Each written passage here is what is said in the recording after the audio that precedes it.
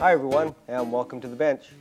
We're going to tie you up the stone bugger. This is a real nice modification on the woolly bugger, and it actually is a combination stonefly and woolly bugger. So make sure you have these materials ready before you tie the fly.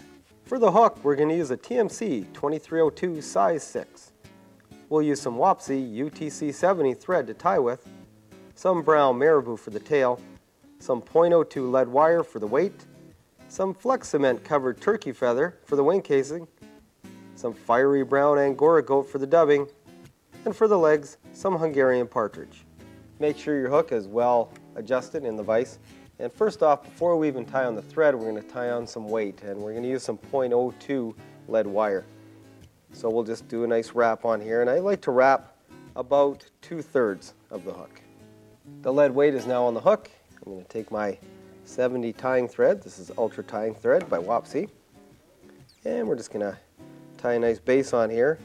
For the tail, we're going to take a small strand of our brown marabou. I'm just going to measure it up the length of the hook, bring it back, and tie it in. I'm now going to take my turkey feather. We're going to use this as the wing case. And what I've done is I've actually covered it with flex cement and let it dry for about 15 minutes. And it forms a real nice layer on that wing, so that it won't fall apart when you cut it. So what I'm going to do is just cut off a section of this turkey quill here, and make sure you get a nice little section about that big. And we're going to slowly put it in and build up a few wing cases along the fly.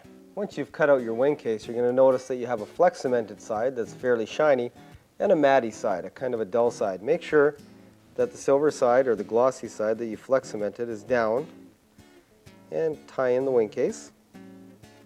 To build up the body, we're going to take some fiery brown dubbing. Really matches the marabou color nicely. We're going to build it up on our thread.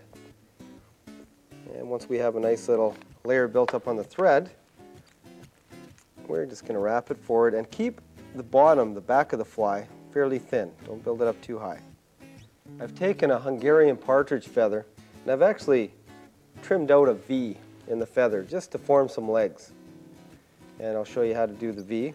All we do is we take a feather, we snip off the small section on the very tip, and it forms a nice V on the feather.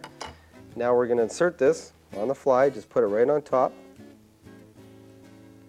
and tie in just at the tip, just so we have some legs that are built up. Now that I have my legs in place, I'm going to take that wing case and just fold it forward over the legs and tie in and form the first back section. We'll now fold our wing case back once again, and we'll repeat this step all the way up until we reach the eyelet. We'll keep putting in some dubbing, putting on our legs, and folding over the wing case, and keep forming different wing cases, probably about 3 to 4 all the way up the fly until the eyelet.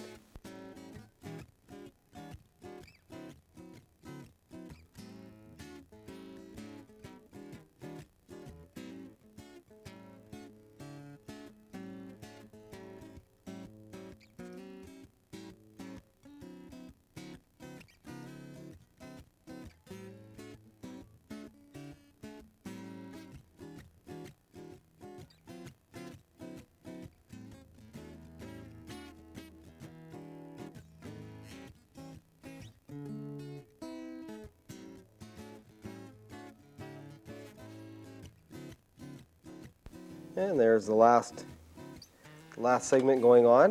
You can see I brought the wing case over and I've cut off the excess. Now I'm just going to whip finish, and I've formed quite a big head on this, nice big black head.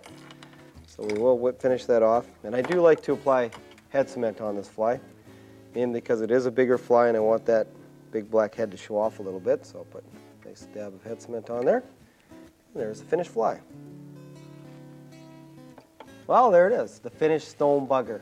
You know, this fly really comes into its own in the springtime, mainly because it has the look of a stonefly and it has the effectiveness of a woolly bugger.